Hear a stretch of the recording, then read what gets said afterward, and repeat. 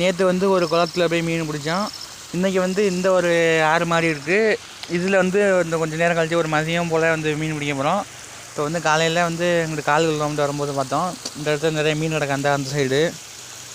அது அப்கமிங் வீடியோஸில் அந்த வீடியோவும் போட்டு விட்றேன், பார்த்து லைக் பண்ணுங்கள். ஃபிஷிங் வீடியோ வந்து நல்ல வியூஸ் போகுது, அதனால தான் இந்த வீடியோ மறுபடியும் மீண்டும் போட்டுக்கிட்டு இருக்கோம்.